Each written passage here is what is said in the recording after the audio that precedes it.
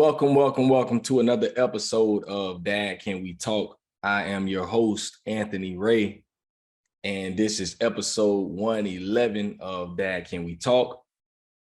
Man, we are rolling.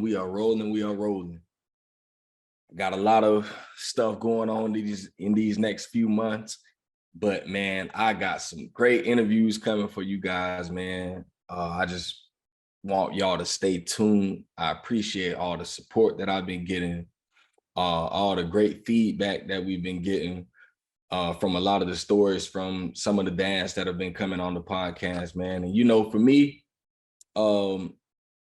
that's a big thing, to be able to just hear how people feel, and that's something that keeps me going. And I'm just trying to continue to keep it pushing, man. It's not an easy task, if I can say the least. It's not an easy task to continue to stay consistent with it, but I'm pushing. I'm definitely pushing.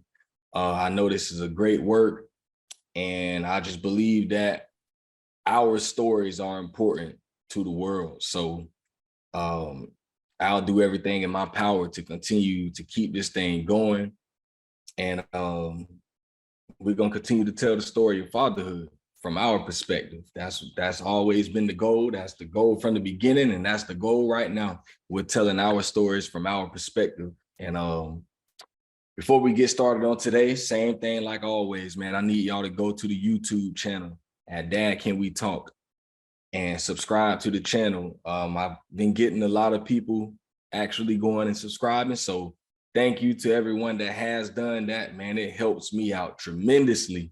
I cannot say how much that helps the podcast. That's like the biggest thing to help the podcast grow. So we're going to continue to, I need y'all to continue to do that.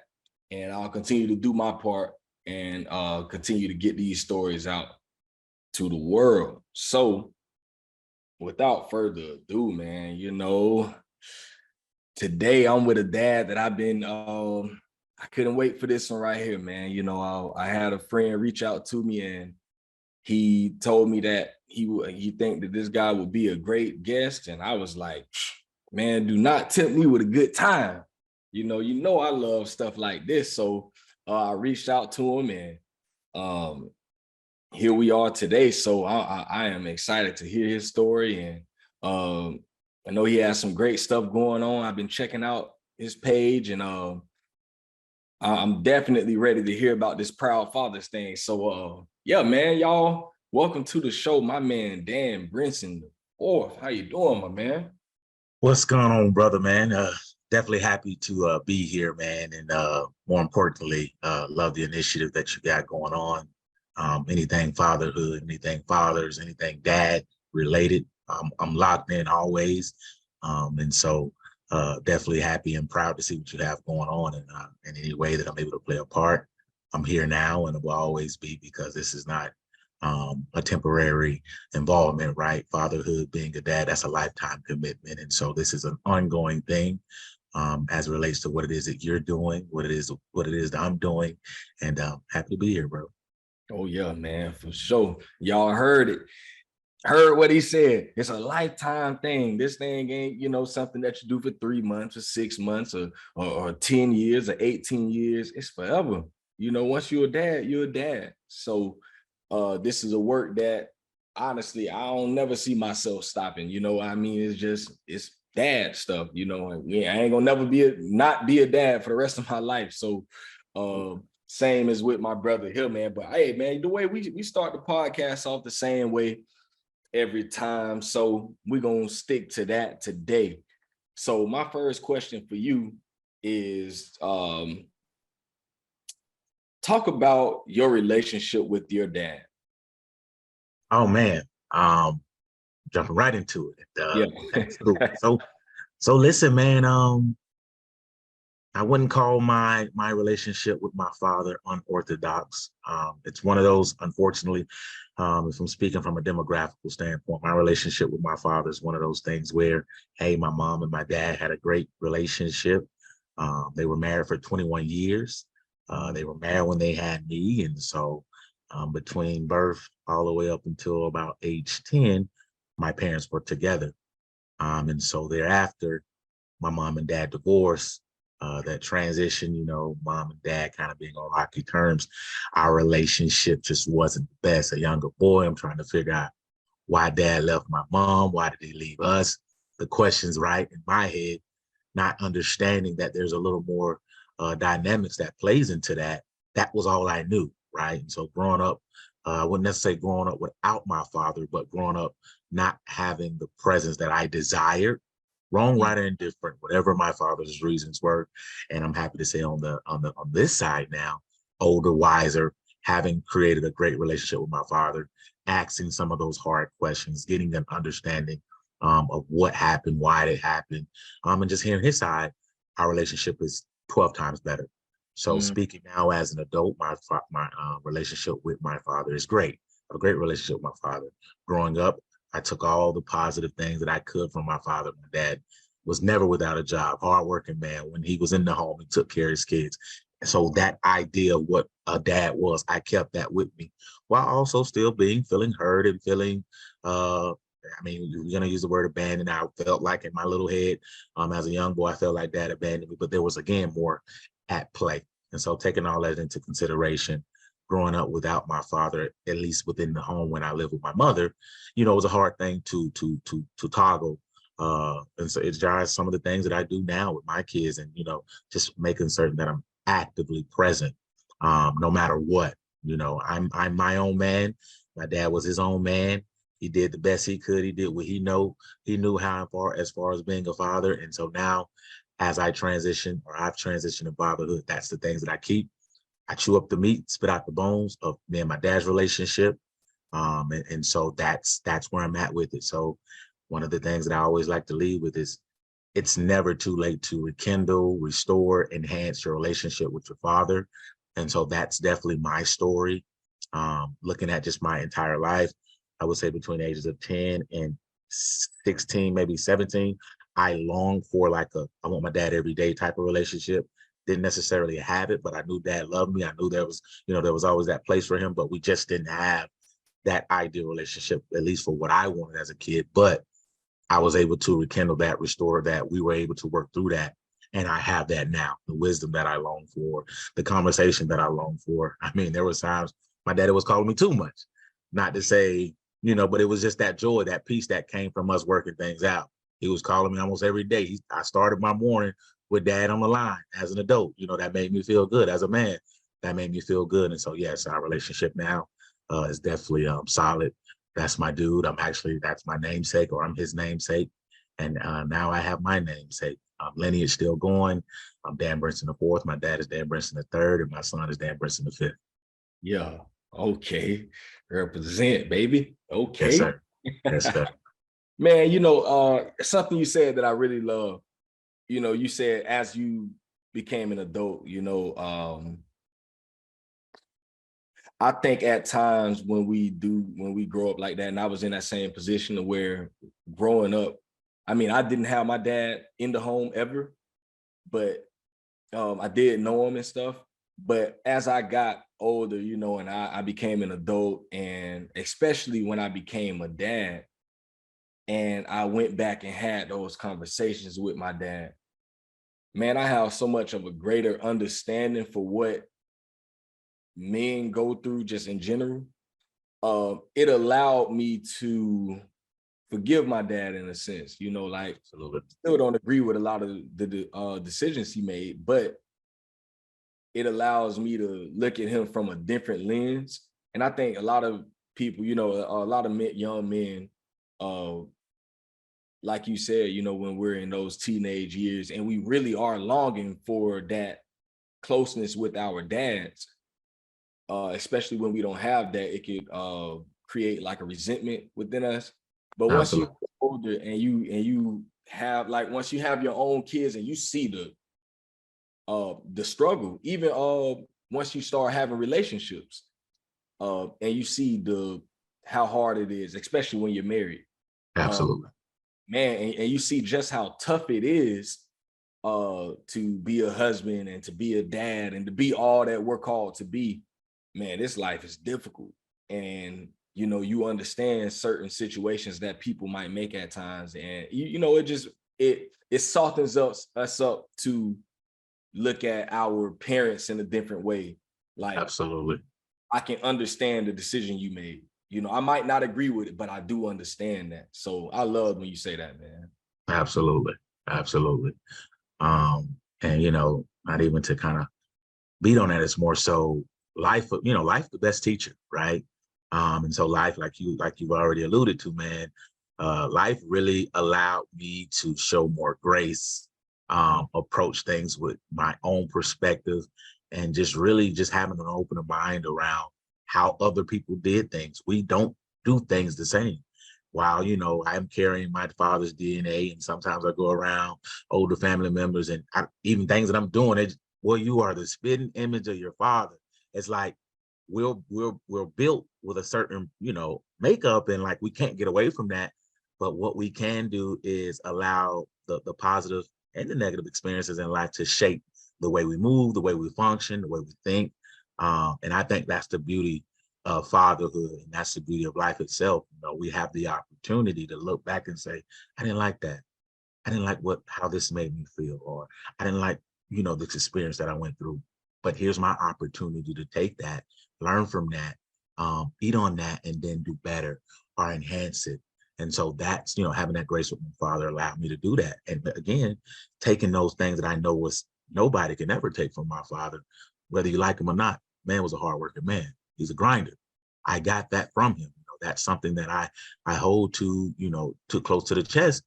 Even when there were situations where, dang, I need my dad, or I wish I had dad around, there were things that I know I saw him do that I was able to emulate, and it worked out in the favor. So it's like, even if our fathers weren't there, we had to learn how to adapt, and take things from, what we thought it was to be a man, what we thought, but that's everyone, right? Even with men who had their father in the home, we're still all finding our own way. We're still trying to learn from, the things that our parents are teaching us, the things they try to teach us, because everybody goes their own journey, right? And so, like you said, learning from what your father and your mom said, did, went through, same with my parents. Now being a husband and a father, it's hard, and I know if me and my wife argue or fight, or we don't have healthy communication in front of the kids, just the same, it could impact them rather negatively or positively. And so just thinking about that, and if things wasn't to work in any one home, that those things greatly affect the children. But sometimes that may have been what needed to be done, or the lesser of two evils, right? No broken home is good, but no home with unhealthy relationship, or if a man and a woman no longer loves each other and they're not able to show that to the kids, hey, that may be what one deems an irreconcilable difference. But that's something that we, again, have the power, we have the autonomy, and we have the free will to make those decisions. And so taking all that into consideration, man, you definitely are able to give a lot more grace, and a lot more clarity comes with that. So my dad did what he felt he needed to do. My mom did what she felt she needed to do. They're both still here with me now, and for that, I'm thankful and love them both the same. With my mom being my baby, that's my rock. I am a mama's boy at heart. But hey, Mom. them calls from them parents, no matter what, it's always a blessing. And so when you actually look at the bigger picture, some things it's not even worth even holding on to. And that when that load is lighter, you're able to love with a lot more genuine vibes. And so that's what I appreciate most from my relationship with my dad, particularly. But of course, my mom, it's not even a discussion. That's my baby. Yes, man. Shout out to all the great moms out there, man. I know we talk fatherhood all the time on here, but man, we love the mamas. We love, Absolutely. and we need y'all to know that. So for all the moms out there that do support, it's a lot of moms that support Dad Can We Talk, man. We love y'all, and we're thankful for y'all also. So y'all, man, I've been saying it for years, man. We got to get a Mom Can We Talk going, man. We got to get this for y'all. But Absolutely. man, I want you to talk about what are some of the most valuable lessons that you learned from your dad? Oh man.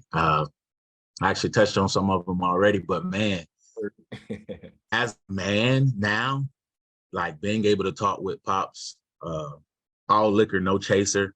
He give it to me how it comes out. Um, it's not filtered. Uh, and being able to take those lessons now as a man, and sometimes they're immediately applicable to my own life or my own situations. You know, case in point, uh, you know, he's always drove home the point, especially, you know, having experience in relationships and, you know, being married more than once. That's one thing I can't say about Pops. He always been married. He's never been just kind of in the street. Not that ain't his MO. So just with that, like, you know, if you find a woman and you believe you love her, you know, and you guys are able to become one as a team and as a unit, and more importantly, taking her before God, you know, you marry that one, right? And so above all, none of us are perfect. My father's not perfect. I'm not perfect. But to see that was one of the things that he always practiced, you know, broken marriages, whatever we want to call it, didn't work out. Such is life. You know, that's, you know, it happens. One of the things I was been able to take away is if he loved a woman, he married her. You know, it was never, oh, this is my girl, my little lady on the side, or whatever the case. It was his wife. Pops always had a wife. You know, that for as long as I've known him, he's had a wife, and longevity. It was never no bouncing around. You know, he loved the woman as long and as much as he could. If things didn't go work out, you know, hey, he moved on, but he was married. He married the woman, right? And so being married now, that's definitely my devotion, and my commitment to my wife is to continuously get up every day and fight for our love, fight for our marriage, and being able to take those nuggets that I have now, like hearing my dad say some of the things he say, you know, at the end of this life, no matter what you go through, no matter what you obtain, if you don't have nobody to share it with, or you don't have a companion, or you don't have a, you know, a legacy, a lot of these things really don't mean anything. You know, you can gain all these different things in the world, but you'll feel empty if you don't have that special someone to share it with. So just having those types of conversations with him, the importance of taking care of the, you know, uh, my dad brought home the bacon, you know, in every aspect of the word when he was a grinder, you know, that man stayed working. He was a grinder, you know, and so sometimes that time that, you know, one father may want to be there for their kid, giving yourself grace and understanding that while we want to be everywhere at every, you know, turn, sometimes it's just not possible. And why it's not possible, because a man is a provider first. And so if I have to make some sacrifices for the family and be at work a little later than normal on any one day, to be able to give yourself grace. That's another nugget that I took from Pops, you know, and understanding, yeah, I want to make the games. I want to make the school event. I want to be there in the stands, no matter where you are. But at the end of the day, sometimes we just can't make it. But the reality of that is always ensuring that your kids know you love them, you're proud of them, and of course that effort. You know, kids also know our effort. Communication goes a long way. Having that open line of communication goes a long way. Another nugget that I've been able to take from Pops. You know, talk with your children, know what's really on their mind. You know, pick up the phone, talk with them. You know, in my case, my kids being younger, they're all in the house. Sometimes just that one conversation or that one phone call might change the course of one of your children's day. And so hearing Pops be able to kind of really say, literally, oh, you was my first call, or you my last call. I done talked to all my kids today. I know how y'all doing. And at the bare bone of it, you're breathing, you picked up the phone, and you know daddy loves you. And so sometimes, like, we don't really think about how important just those little nudges be, man. Like communication, just sometimes I don't need anything. I'm just really calling to see how you're doing. Are you okay? Cool. And like there's been calls where it was like 30 seconds, but that 30 seconds did a whole deal for the course of my day. What's going on, son? Good morning. How you doing? Cool. What's up, Pop? Nothing. All is well? Yes, sir. All is well. Getting ready to head to work. That's all. I ain't want nothing. Have a good day. Love you. Bye. Boom. That right there done set the trajectory of my entire day. And it took all of 1 minute. You know what I'm saying? So taking those types of practices, you know, in his elder age now, he's a lot more slowed down. He thinks, you know, and you can't take that for granted, man. When somebody got time to just slow down, look at life for what it is, think about 65, 70 years of experience and be able to pull from those buckets and to drop it into you, that's where those game changers come. And so thinking about those different gems that continues to come along the way, I'm grateful for each every one of them. But if I had to put a few at the forefront, it would definitely be, you know, being a provider for the home, showing your children unconditional and genuine love always, keeping an open line of communication, and more importantly, making certain that if you are with the mother, whether you're together or you're co-parenting, respect that lady, respect that your spouse, and make certain that your kids are able to continuously see that, because that does a great deal for them. That does a great deal for your partner, or, you know, if you're co-parenting, that does a great deal for the mother, and everybody wins. Nobody wins when the family feud, right? And that's one of the things that he continues to drive home. Nobody wins when the family feuds. And so when you are showing healthy communication and you're loving on each other from a genuine way, everybody wins. And so those are some of those gems that I would definitely say I've been able to draw from Pops. Man, listen, bro, you just said something that you brought something to my mind. You said it's almost like your pop slowed, like as he's grown in age and wisdom, he slowed down. And it makes me think of a sports reference, especially basketball. You know, they talk about, you know, the greats, the LeBron Jameses, the Steph Currys, the Kobe Bryants. They talk about how the game slows down for them as they mature in their sport. And that's like their advantage because they're able to see things, you know, like you think about when you're, you know, rookies coming in the league, the game is probably so fast to them, you know, and they're trying to think on their toes, they're making mistakes, they're here, they're there, they're all over the place. And even as a father, you think about, you know, those first few years, oh shoot, I feel like I'm still in it. You know, my oldest is 10. Right. I feel like things are still fast for me. Yeah, But I absolutely. can imagine, you know, 20, 30 years into it, you know, you've been a dad for 30 years and how life just kind of slows down for you and you can kind of see things as they come. Right. And, you know, even for me right now, my life is slowed down more than what my kids are. So right now I'm able to see things that they can't see because of the experience that I have. And I can look at certain things, you know, even young men, you know, I talk with them in the community and stuff, and I can see certain things like, bro, listen, I can see that a mile away. And I'm just telling you from experience, this right here is something that you're gonna probably run into. I can see it because we've been there and we saw different things and we've had that experience. And you know, just you saying that just made me think like, wow, you know, and I think that's why it's so important to have a father or father figures, people Absolutely. in your life that had their life has slowed down a little bit and can kind of show you, all right, you know, like for me, tomorrow I'll be on my 11th year of marriage. And Blessings. appreciate it. And so for me, I'm looking, you know, I always like to look to guys who've been in this thing a little longer than me to say, man, dang, bro, you know, this 9th, 10th, 11th year been difficult. How have you gotten to 20 years? How have you gotten to 25 years and 30 years? And they can give you insight on different things that, you know, like things that we just don't see. And man, that I believe that's one of those important things. You know, the more wisdom that we get, the more things slow down for us and we can like really catch stuff before it happens.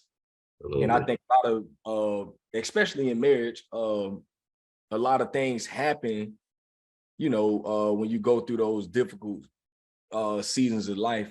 A lot of it is because life is moving so fast and things just happen. It's like you and we say stuff like, bro, we were just good last week. right, right. And then it's like, how do we get here? Like, what happened? Because things are moving so fast, and it's not that it happened like that. We could, if we were actually paying attention and not moving so fast, we can see things before it happens. So yeah, that's a super great point. Absolutely, absolutely. Super great point there, man. Man, I saw a stat maybe 2 days ago. And the stat, it kind of caught me off guard. It said that 75% of our time we spend with our children in our lifetime will be spent by the time they're 12. Man, when I heard that stat, I was like, wow, that's crazy. And so, like what you're saying, we only have this window, this small window to where, before our kids really start to come into their own, we got to make an impact, like as much as we can before their life just starts to take off. And then we only have the time for what you're talking about, the 1 minute, 2 minute calls. We got to make a real impact, early in the lives of our children. So how old are all your children? Well, they are almost perfectly gapped by 5 years. So my youngest, he's 3 now, he'll be 4 next month. And then my middle boy, my namesake, he's 9. And then my daughter, she'll also be 14. Wow, dang. Sound funny saying it. She'll be 14 next month. So after June 13th, I'll have a 4-year-old, a 9-year-old, and a 14-year-old, all 5 years apart. Sheesh. So man, what's that been like? So you've been in the game for almost 14 years. What's that been like for you, especially raising a girl? And she's now into her teenage years. Like, what are some of the ways that you've been able to keep her reeled in? Wow, man. So it's listening to your stat. I'm sitting here thinking like I can see it. I'm thinking about the time I've shared with my daughter now, right? Between the ages of birth to 12 years old. Like that was the one and only. That was my baby girl, like locked in. Wherever she was, dad is also type vibes, right? And so having her at a younger age, me and my wife now, we were 20. So we were still trying to figure out life a little bit, right? A lot, right, actually. And so in school, both of us are still in school. We're in college. Here we are. We're pregnant at 19, getting ready to have our daughter at 20. But it was such a dope vibe, man. Of course, it challenged me and caused me to mature a lot quicker than the norm. I wasn't able to be on the same exact vibes as, your single bachelor or, your guy who's just out here and he's able to kind of really just move around and make mistakes. Granted, I made my own share of mistakes as well, but, now there's someone at the receiving end of those mistakes. So the stakes are higher, right? And every move that I make, it has to be calculated. There's someone now who definitely, without question, relies and depends on my ability to put out, right? And so just kind of putting that all at the forefront, I made certain that I spent as much time as I possibly could with my daughter and, growing into my own, going through college. There was a lot of things that I had to say no to. That's the baby girl, my daughter, I have a daughter, I couldn't make this, or I pledged, I joined a fraternity while raising my daughter. So the dynamics, were she was a part of those processes. Like she's seen dad go through school, almost start to finish. And so that was one of those things that I kind of used it to my advantage and as my strength. Like my daughter grew up seeing what it was to be in school and to study, all the way through when I, started law school. She would be in the library with me on days. I would bring her. That was, one of my prized possessions. It's my baby. When I think about quitting, when I think about giving up, this is who I think about, above all other things that, of course, are important. My partner, my spouse, not letting her down, making sure she's good. Then, of course, came along my 9-year-old. That's my boy. I got my boy, right? I got my namesake. Everything that I've been through and everything that I've done, if I could make whatever he's going to go through easier, that's my commitment and my devotion to him. So it just changed the dynamics of my life and how I move. And just really every day, just trying to make certain I'm the best that I can potentially and possibly be, because there are people who are literally watching. They're wanting to do everything they see dad do. You know, even looking at my son, he's 3, 4 now. You know, I'm in the house, I'm doing some things, I'm moving some things around, and he goes quiet. 4 years old. Well, he'll be 4 next month, but he's 3 years old. And I'm just, where's my son? I go into the garage. He's in there on the treadmill. Kid you not. And so I'm like, what are you doing? He's like, working out. I'm getting strong, daddy. Got it on video and all, man. And so he didn't know I was watching him. So I'm watching him for about, 2 or 3 minutes, just literally in his own little world, like you alluded to, starting to become his own little personality, the whole nine. So he's just in there, he's like, yeah, I'm getting strong. So, that was a dope moment. So I forced me, I'm the dad that now I'm doing too much. I'm extra. I done ran up, now I'm coaching him. Okay, that's how you do it, my boy. Yeah, whatever. Done hurt my boy because I done put the speed too fast. He done fell, hit his chin a little bit. But in those moments, man, those are the things that truly define why we do what we do, man. And to really be reminded that our kids see us, they need us, and they are trying to figure this life out just like we're doing by the guidance and the people that's put before them. So having pretty much a child at every age group, it's difficult because it requires a lot of us. You have a VP care, up and coming VP care. You got an elementary kid going into the 4th grade, and then you have a middle school becoming a high schooler. So we got every dynamic in the middle schooler becoming a high schooler. She's a girl. So that's a whole nother facet of what this all looks like, right? And so it going back to your points, grace and understanding, it's difficult. There's days my daughter like, being a dad and now being able to really truly be in tune with my feelings. There's days she's really hurt my feelings, bro. Like made me cry. I had to go in there and shed a real man tear. Like, you believe she tried me like this, like after everything I'm doing, right? So and they, like you said, man, they get older, they get their own state of mind, they got their own feelings. And so you have to really start to tap into that. Because you can lose your babies in a sense, right? Not physically, but sometimes kids are with their parents, but they're not there. They're not happy for whatever reason. They don't feel heard. They don't feel seen. So, like you said, from birth to about 12, that's that real deal molding, building, nurturing phase where you'll spend a lot of time with your kids. 13 on up, they ready to go hang out with their friends. They got sporting events. They think about driving. They got, now they're in that phase where kids like them and they might like other kids, and this person think I'm cute. And, I attribute some of those understandings and how I'm able to kind of approach with my daughter through my time in education, because before becoming a financial professional, I was in education. I was an English teacher. I was an athletic coach. I was an athletic director. I did all of those different things. And I always reflect on what some of the kids would talk to me about that either made them uneasy or they weren't happy about. And it would all stem down to something in the home, something they felt they were lacking or not being able to talk to parents, or dad not being there, or maybe dad's working too much, or like being able to really see from a kid's view and lens some of the things, if they could change it, what it would be.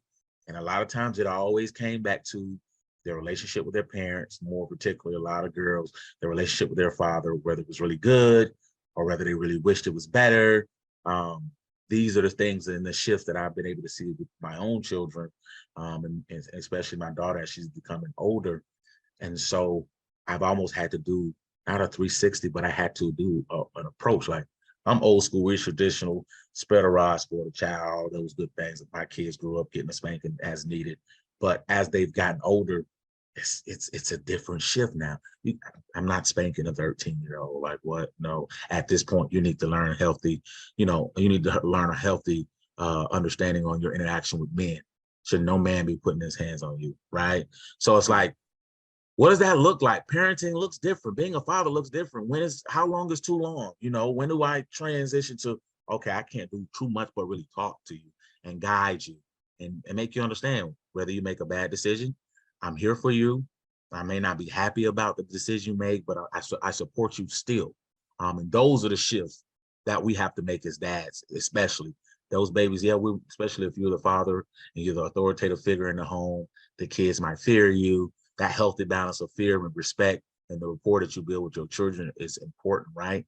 But as they get older, now they also need to truly understand that I can go talk to my dad, period, no matter what, whether I'm feeling down, whether I'm feeling upset, whether I don't like something you said, Dad. I want my kids to be able to have that open line of communication and it be respectful, but it be authentic, you know? And so I reflect back on some times where nurturing that and building that with my kids, and it kind of slapped me back in the face, but it was a reminder, this is what you want. And I give you an example. We were talking about something. and my son was like, well, Dad, I swear to God, I even posted on Facebook because it took me aback, man. I was taken aback by it. It was like, Dad, well, I'm not calling you a liar about what you just said, but I'm just telling you that I disagree with what you're saying. I was like, wait a minute. All right, touche, my boy. Okay, so what are you saying, right?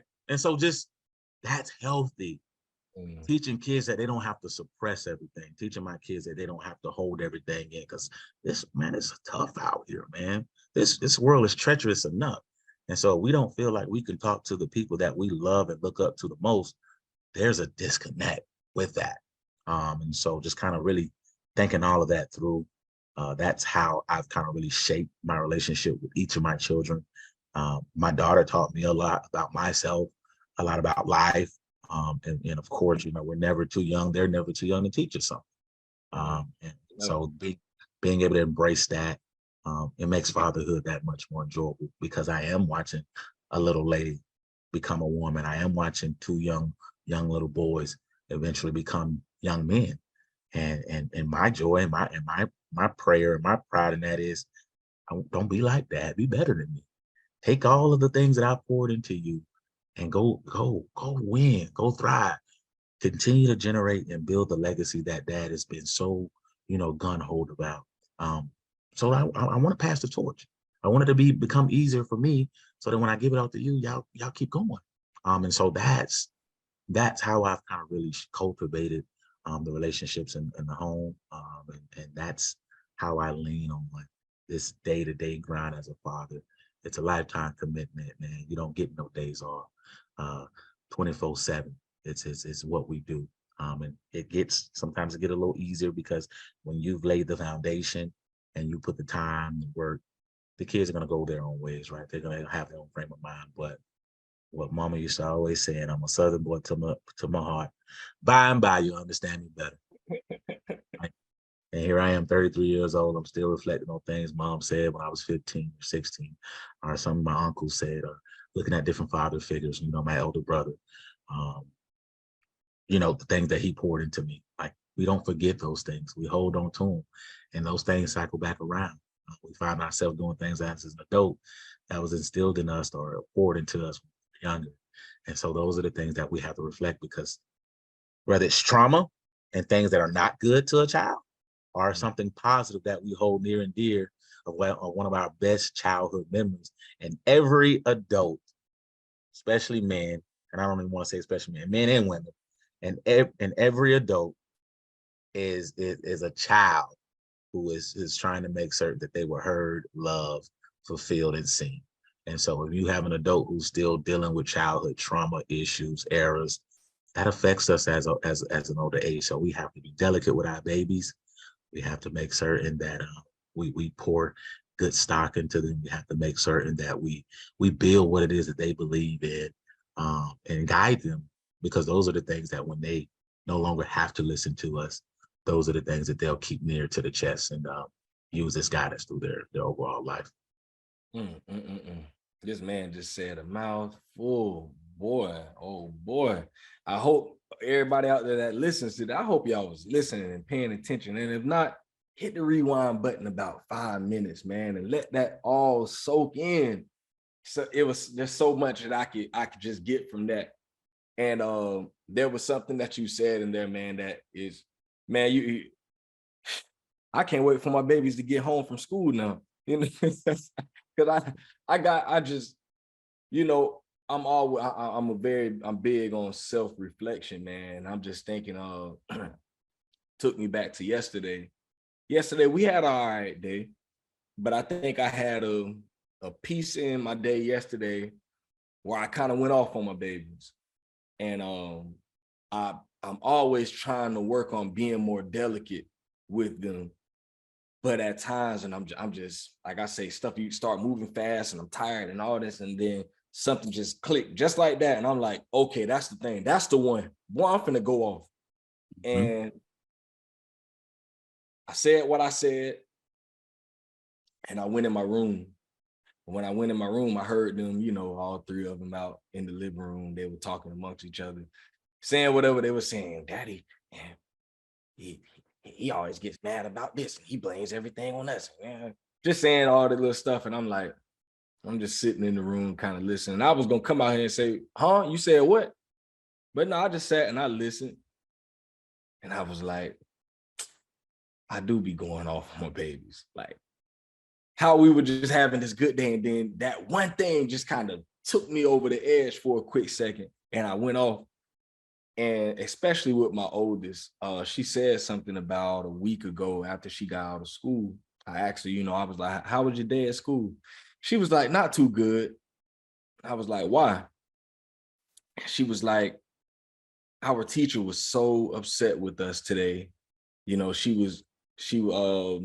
I guess they were getting prepared for a test or whatever. And a lot of the people in the class, you know, a lot of the kids were getting the questions wrong. And she was like, every time someone got it wrong, the teacher was just upset. Like, come on, you guys know this. You got to know this.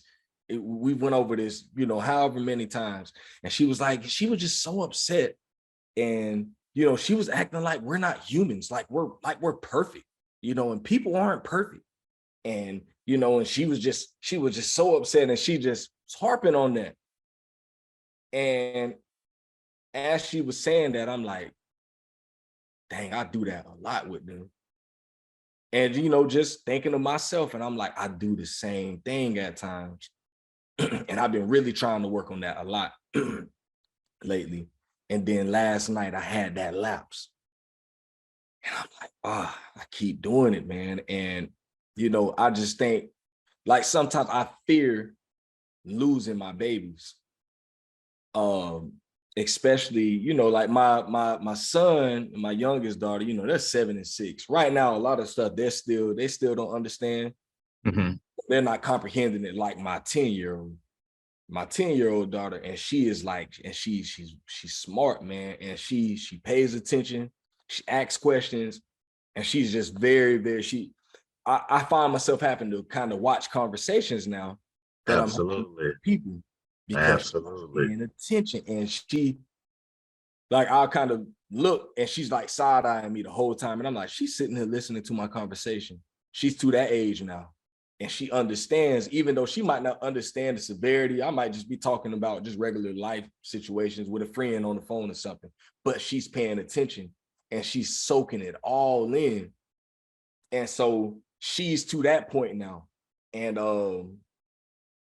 you know, I'm just really trying to learn to just be so much more delicate, especially with her, because I'm like, man, I believe she's really close to that age to where I could potentially lose her. You know, she was my first baby, and we've just always been close. Like, she's probably like my closest child, especially because like in 2017, we were homeless for like 4 or 5 months. My wife and my 2 youngest babies had to go up to Chicago with some of her family, and me and my oldest daughter stayed here with my mom. And so during those few months, you know, our bond just, it was already strong, but it just, she was the, what I could lean on in that time. And, you know, and it just continued throughout the years. And I see now a lot of the stuff that I say affects her. Like, and I believe it affects her to her core. And I see it. I see it on her, you know, just spiritually, I can see it.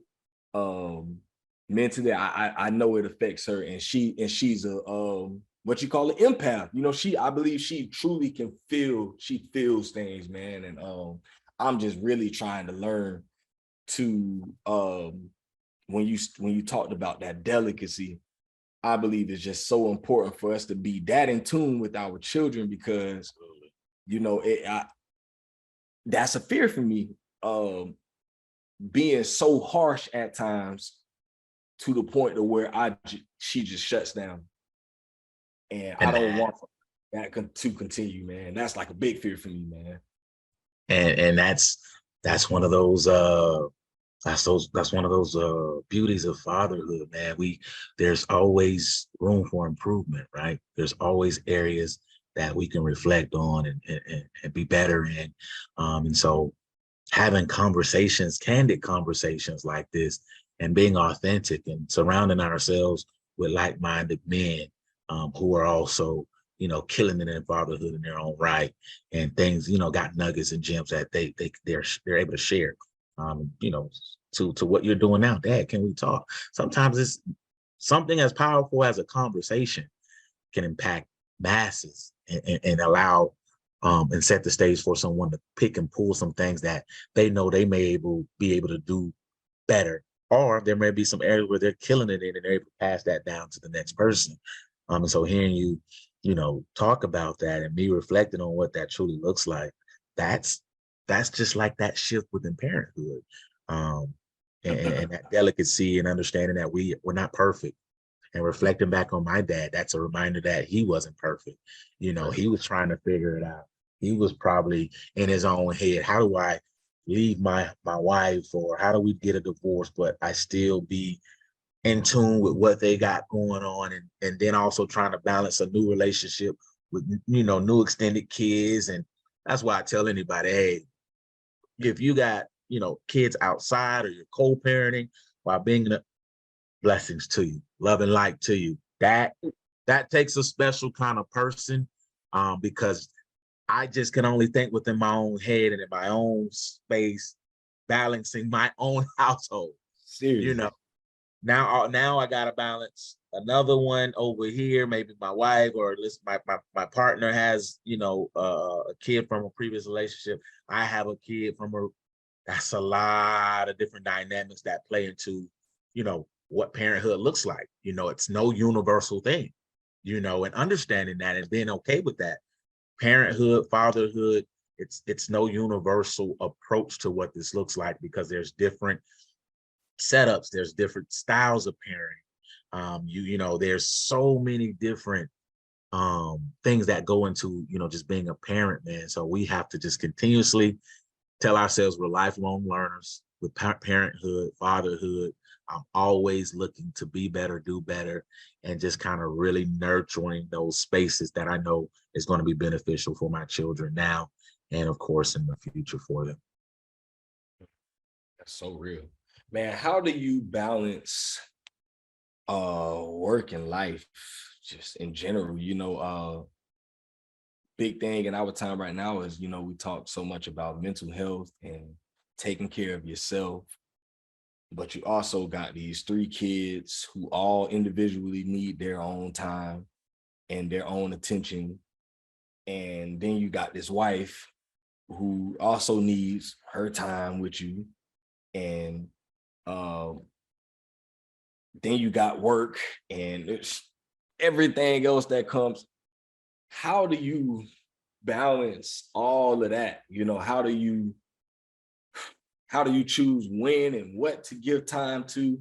How do you go about that in your life? Man, I'll be honest. Um,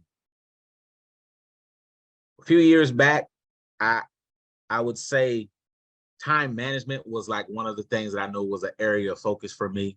People used to have this whole idea, this mantra about Dan. You know, Dan gonna be late.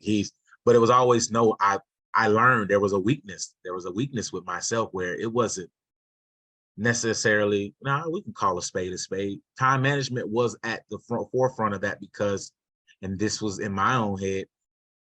I'm trying to be everywhere for everybody, right? So that was actually serving to be a detriment to me because I would overcommit, you know, and then I would look back, especially before I started utilizing a calendar and really putting my life on a calendar. The calendar has been how, to answer your question in a short answer, my calendar has balanced my entire life. And I'll go a little more into what that looked like. You know, if we're just going through life, and I still think to this day, how did I get this far? Just winging it, right? In terms of, oh, you got something going on Saturday? I'll be there. Cool. I think I can make it, but not really putting it down nowhere. I'm just making a bunch of mental notes. I might go somewhere tomorrow and somebody say, oh yeah, bro, we got this going on. Bring the family. Oh, in my head, great event. Duh, with my kids and my wife, no brainer. Everybody, hey, I ain't even really talked to my wife to see if she free. Yeah. Oh man, then boom, before you know it, Dan done told 10 people he gonna be somewhere, sometimes within the, same 2-3 day frame. And it's like, right? And so I continue to reflect, why am I always struggling to get somewhere? And it was because I was trying to go from here to here, and it wasn't no real lift. I didn't include travel time. I didn't include resetting, even with my meetings now.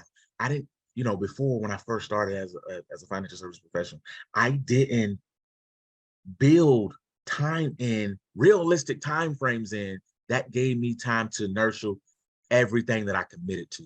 I.e., if I had an hour-long meeting, right, I was not intentionally putting 30-minute blocks in there, whether it's to recap on notes, take a breather, go to the restroom, whatever I needed. I wasn't, efficiently building out my time. And so once I just looked at that, no wonder you running around like a chicken with your head cut off. You told your daughter you was going to be able to make this event, but you also told your client you were going to meet them for happy hour. But then you also told the wife that you can pick the kids up or the younger kids up. All of this is conflicting. Now you got to drop the ball on somebody somewhere. And it was bleeding to every facet of my life. I was messing up with being somewhere for my kid. I was running late to a client meeting when realistically, there was no way humanly possible I was going to be able to do all of those things anyway. No, it's just, I can't be. Only person I know is omnipresence is God, right? That's the only person that can be multiple places at once. I was trying to be God and I didn't even know it, right? So long story short, I put everything on my calendar. If it's on my calendar, it sticks. It's sacred. All the way down to building in my family time.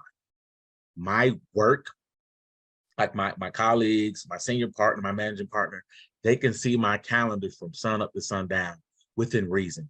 Of course, I have my personal calendar that I share with my family, but on like a generic basis, from 6 p.m. to 9 p.m., it says manly deeds. That's blocked out. That's family time. Whatever my baby's got going on, practice, dinner time, getting ready for bed, showering, time with the kids, the wife, sitting at the table, that's blocked off. No one comes between that. And if there is an exception to the rule, I put it on the personal calendar and it's, it syncs. They can, kind of really see my day. Same with health, I block out. The easiest time frame to me, from my humble opinion, to focus on yourself is very early in the morning when the world is asleep and the world is at peace. That's, you hear a lot of these different successful people there. They rise at 4:30. They're the 5 a.m. guys. They're the 6 a.m. crew. That's what has worked for me. When I don't do that, it bleeds into the rest of my day. If I don't honor my calendar, it bleeds into the rest of my day. So I literally, meditation, working out, going for a jog, dieting, what am I eating, my windows of eating, all of these things are on calendars, right?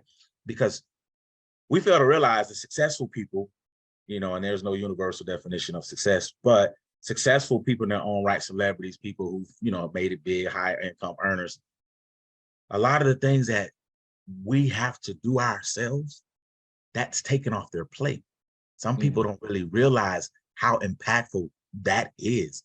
If you could wake up and just focus solely on your craft, and somebody is telling you pretty much or outlining what your day is going to look like, of course you can appear like Superman, i.e. Dwayne Johnson, The Rock, Kevin Hart's. Granted, the work ethic and the discipline has to be there. You can't take that from them. But when someone is strategically building your day for you, for the most part, whether it's your executive assistant or you have an assistant, someone who plans your day out, you're not going to miss those things because they've already built it in there. Hey, we know you're supposed to be flying here to Louisiana. We know your son has a baseball game that you committed to, that we're going to make sure there's no conflict. We're going to make sure there's travel time. We're going to make sure you're blocked out for your vacation with your wife, next month. Everything is spelled out. So when we think of work-life balance, from my humble opinion, as a very involved dad, and a busy, entrepreneur, your calendar almost has to govern how you move in every facet of your life, because those systems are put in place to help us think, to make us efficient, and to hold us accountable. I said I was going to be here at 7:30. I know my calendar my calendar is showing me travel time. It takes me 30 minutes to get there by 7:25 or 7:20, 10 minutes early. If I don't build that in, or if I don't adhere to that and have the discipline and the commitment, that's an area where I dropped the ball, because everything realistically was set in place, just like this meeting here. On my calendar, it was 12 noon, but I know in order to have my lighting set up, make certain internet is stable, everything's good, and we can jump right into it as soon as your screen pops on, I needed to allot another 30 minutes. So yes, it started at 12, but I needed to be ready at 11:30. Having that understanding around everything that we do, and kind of look like my brother. He's a time management guru. His idea, his mantra: hurry up and wait. If you hurry up and wait, you're never late. Yeah. Hurry up and wait, and then you got these different military slogans and sayings that they say. If you're on time, you're late. You know what I mean? And so if you're early, you're on time.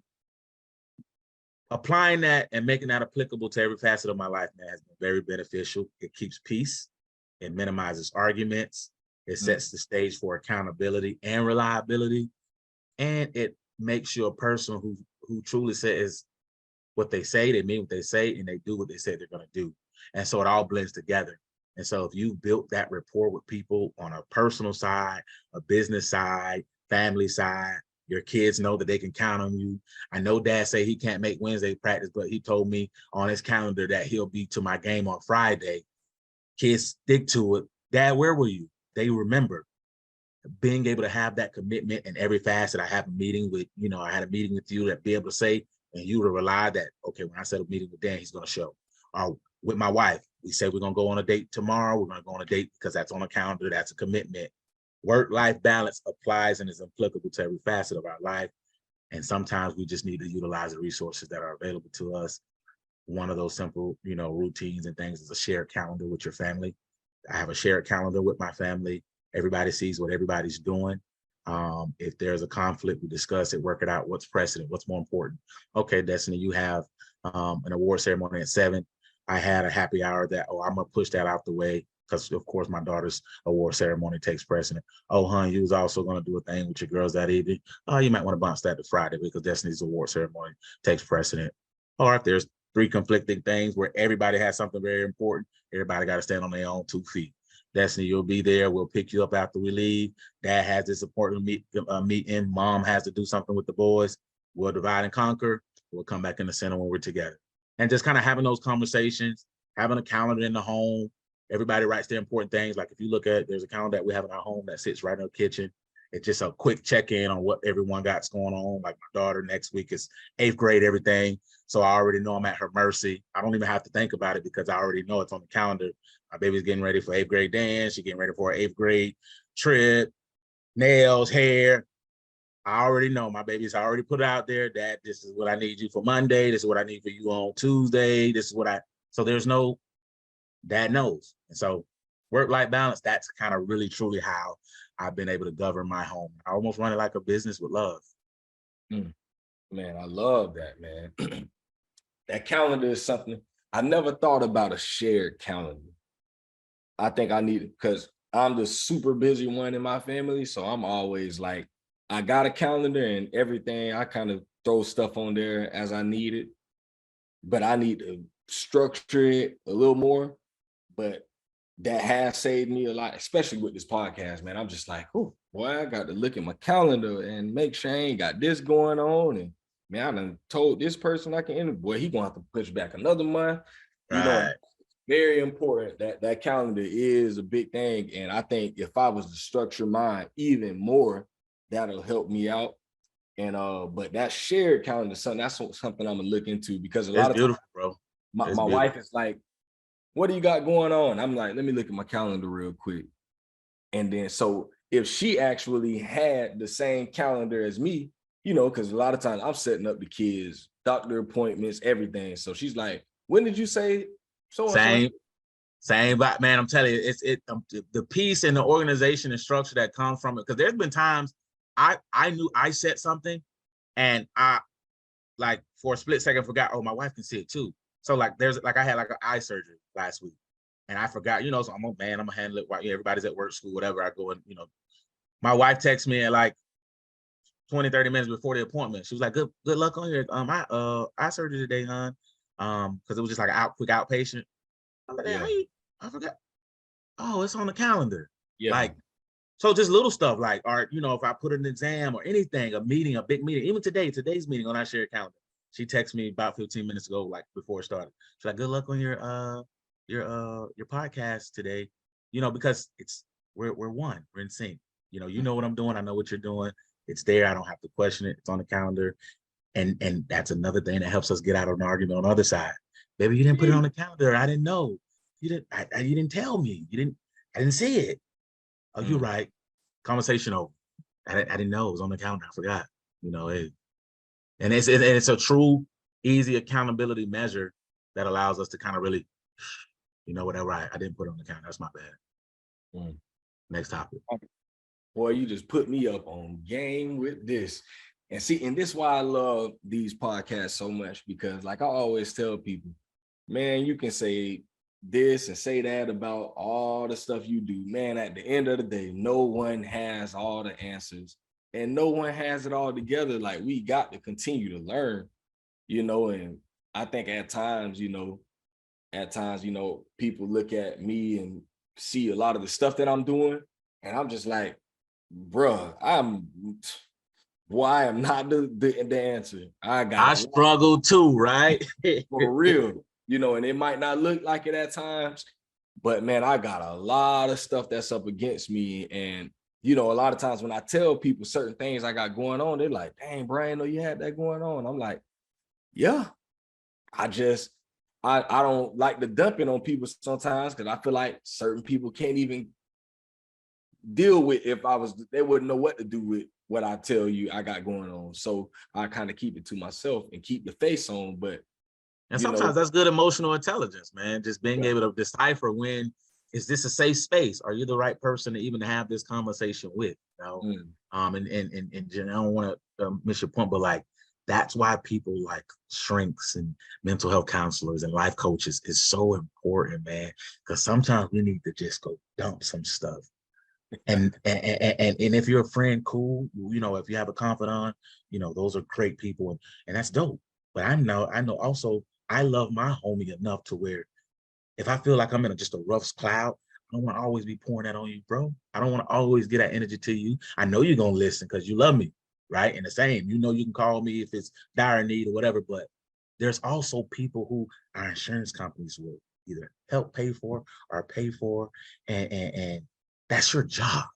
So I can yeah, tell you everything I need, and it's your job and your responsibility to give me logical explanations and feedback as it relates to what I'm doing. So mm, I'm gonna lean on that and yeah, take that pressure off my people, to like I say, to a certain degree, because that's healthy. That's good for my mental health. That's better on my homie's mental health. That's better on my wife's mental health. If every mm, time I'm going through something, I'm not just putting all that bad energy on you. I'm utilizing other resources to do that. And guess what? Now when I go drop it on my life coach, now when I go drop it on my shrink, I've dealt with it a lot more. I'm more than likely at better peace. I'm more centered. Now, if I talk it to the homie, it's more of a, hey man, this is what was going on, but I'm good now, baby. or, you know what I'm saying, wifey, this is what I was dealing with. You know, I kind of kept it to the chest a little bit, talked to my life coach about it. You know, I know women, they want to feel, hey, I'm your go-to person. Absolutely. I want to tell you everything. Absolutely. But at the same time, I have enough love and respect for you too, to where I kind of diverge how I'm putting that information and energy out in the universe, because I want your energy just the same. You got to go home. You got to go to work and be in front of people and keep your positive vibe going on too. I don't need you to take my negative energy or my bad vibe to work with you. And now you fighting two battles. What your husband got going on mentally and what you got to deal with the people at work. Nah, I'm gonna kind of curtail some of that. Utilize my resources first. Use the people who's supposed to help me do those things. And then when I bring it to you, it's a little more leveled out, or it's a little, we're in a milder situation where maybe we're in bed and we're talking. Now it's a healthier conversation. We're just debriefing. I'm just sharing with you what was going on. And I feel a lot better about it now. Or, you know, there are times where you might catch it right there, and I cry on your shoulder, or whatever the case may be. You just have to understand that we got to utilize our entire circle. And that just doesn't mean family or friends, because sometimes some of the things you hold on to might just need best said and left with a professional or professional only. Because you got to worry about it going nowhere. No matter how much you trust somebody, some things just needs to be said to, you know, that person who has an obligation to you to hold it to the chest, because it might be something that you need professional guidance with, right? And so it's kind of leaning on those different things, man. It is very dope, and it just allows for everything to work in sync. Boy, this man teaching today, boy, man. Ah, I ain't even gonna touch on a lot of that, man. That's just so much, man. You know, and Love. I just always say, man, you know, like this podcast for me is like a blessing, because I be needing this, man. You know, like just a lot of stuff you just said just brought back so many things. Like, man, that makes sense. Oh, it just give me, yeah, bro. Listen, you're doing what you need to do. Yes, But sir. Appreciate you, yeah, man, listen. Yeah, man. I'm gonna move on, man. So much, you know, and this is why I think as men, we gotta have these conversations, because you never know, man. You know, we gotta be able to sit down and at times question each other and get an understanding. It's like you just never know. And for me, like at times this podcast is like therapy for me. You know, a time where, you know, most of the time I'm by myself, kids are at school, my wife is at work, and it's like I get a time to just get me some time to where I can really release. And now it's like I feel more ready and prepared for when the kids get home. I feel more prepared for when my wife gets home, and my mind is more clear. You know, my heart is a little more light, you know, because at times I carry around a lot of burdens, and, you know, being able to just sit with another person and really just talk and chop it up, man, it's always like refreshing to me, because most of the time I'm the person people come to with all of these things. And I'm just like, Yeah, oh, yeah. boy, I got That- some stuff going on, man. it gets, and man, you have to be mindful of that, because, you know, especially if you really did learn about yourself that you're a giver, or you're that person, you're that go-to person. You know what I'm saying? For a lot of people, you have to sometimes take a step back. Well, dang, well, who is my go-to person, and what does that look like? Because if I went and dump half the stuff I was holding on, whether I'm holding on bad things or energy for a host of friends and clients, you know, and I got all these things. How do I go and divulge this in a healthy, professional, or a healthy way, to where I'm not just basically transferring all this negative these dumps on people, without consideration? And we have to really have the emotional intelligence to do that, and know when and how to even kind of make that happen, while also not holding on it too long, you know, because when stuff festers, what now was a quick, easy fix or a quick combo is now something that I need to deal with more internally, and I got to do deeper work to dump off, because I held on it too long. And so, yeah, man, that's vital, bro. That's vital. And that's why I always, sometimes I put an occasional text out there. Sometimes you gotta check on your strong friends. We're not always okay. And That's real. sometimes that's just a dad, you Yeah, know, that's real. having to have the answer of, I'll take care of it. And you ain't even had time to process how you take care of it. You know, people sleep on that type of pressure. You know, when your mom or when your wife or your children comes to you with something, and you may not even have the answer right away, but that response has to be, "I'll take care of it. I'll look into it." Saying that all the time without being able to ever really say, "No, I can't handle that." You're not supposed to say that, right? That's birds of unheard of a man or a father, right? But in that segment right there, that's pressure, right? To have to perform when you might not be feeling your best self, when you're dealing with things emotionally, internally. I'll go and give you, a prime example.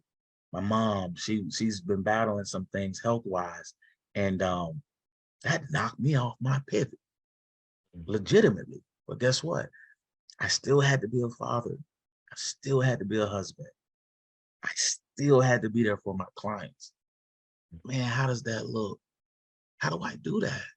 I'm hurting myself. You know what? I have to go talk to somebody. I need help with this. I need someone to help guide me through what this looks like because I'm hurting, right? But my daughter still has needs. My son still has needs. My client still has needs. My wife still has needs.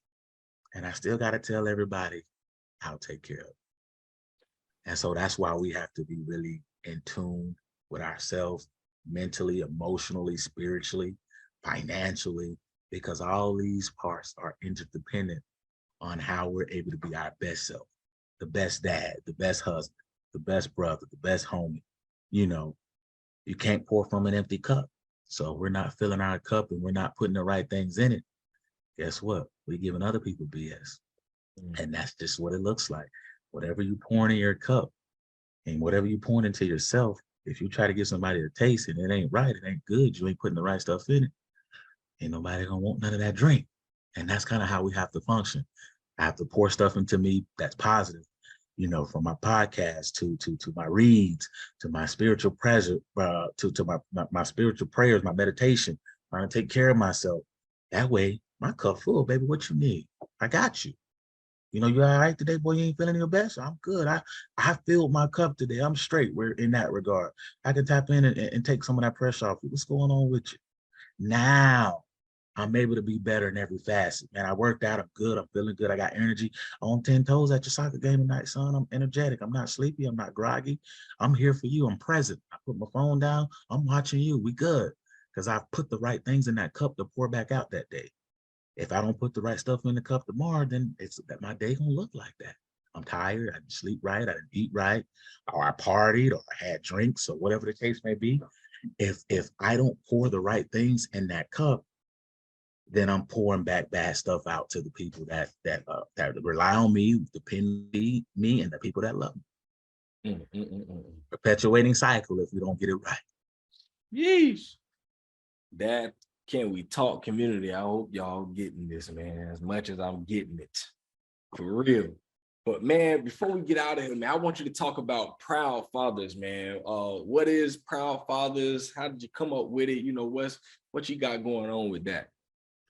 Oh man, I'm glad you asked, man. In a very short way, Proud Fathers is basically an empowerment organization, business that basically empowers proud fathers to continually play an instrumental role in their kids' life.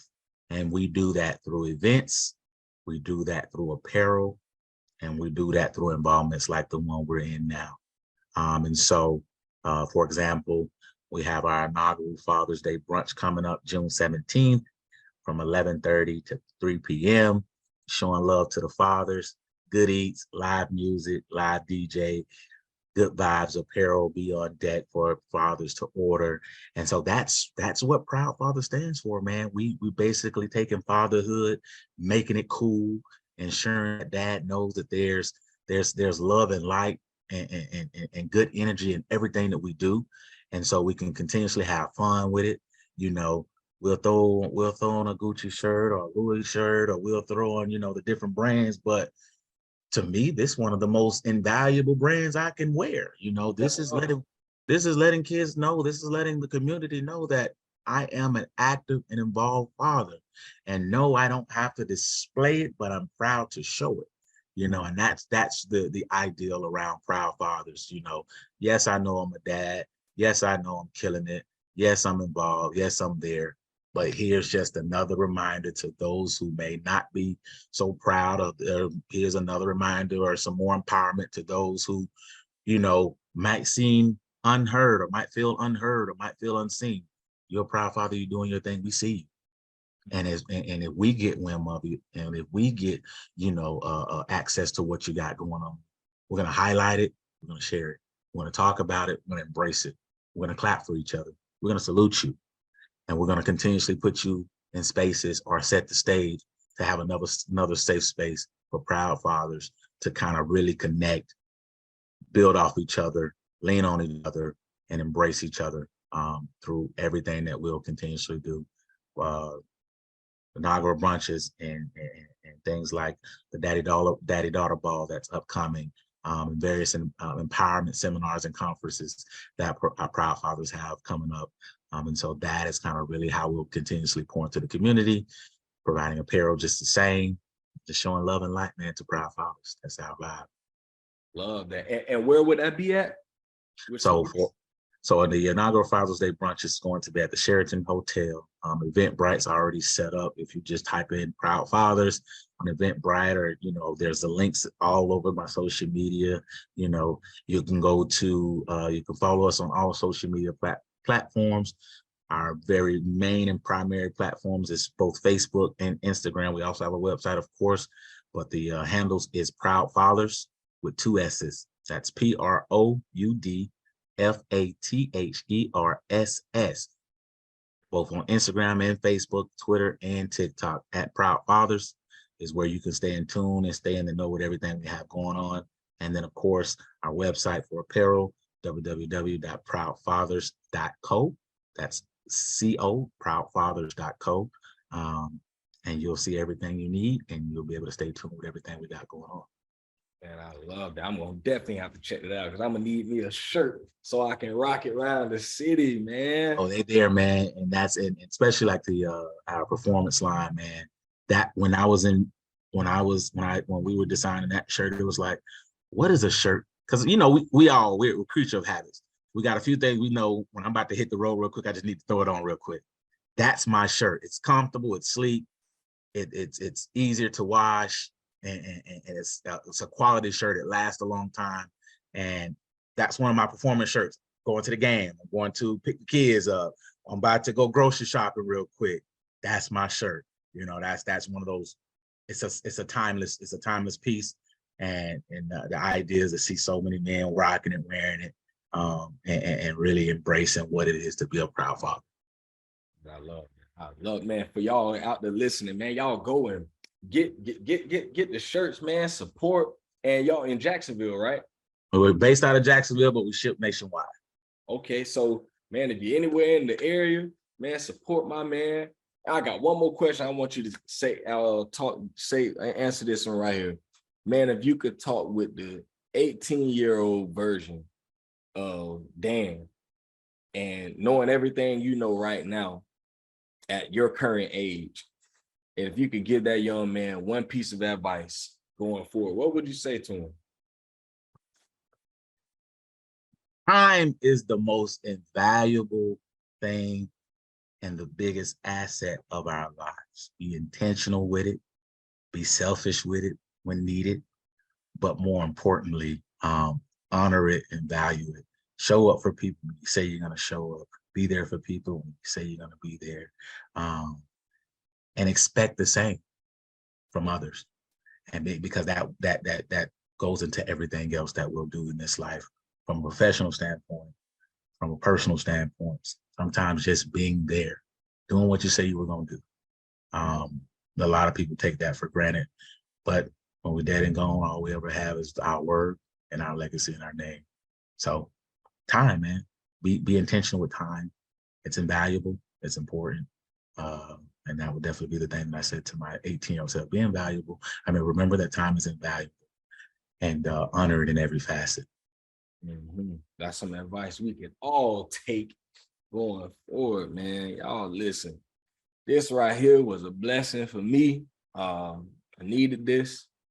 And I appreciate you, man. You know, we gonna definitely got to stay tapped in with one another, man. You know, I got y'all, got all your social medias, man, and we gonna definitely stay up, man. You know, because I'm always trying to add to my team, you know, guys that I can, you know, glean from. You know, and bro, you shared a lot of wisdom, and that's what I need. You know, going forward, you know, I'm always trying to gain, you know, a bigger circle, you know, guys of dads, husbands, people that I know that I could lean on if I ever need it, man. And Absolutely. And I definitely shoot you my personal contact when we get off the line here as well.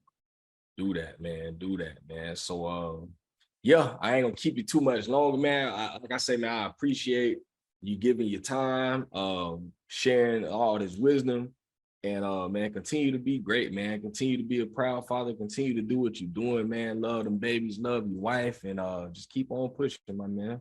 Appreciate you, man. Love what you're doing as well, man. Hey, man, I'll really be a call away if you need my brother. I'm gonna send you my contact info. Let's stay tapped in. If there's anything I can do for you, anything you got going on, and I can play a part, think of me. I'll be here, and vice versa, bro. Oh yeah, for sure. So for all the dads out there, man, in the Dad Can We Talk community, man, I love y'all. I appreciate y'all. And we're going to call it a day on that one on episode 111. And we out of here. Peace. Yes, sir.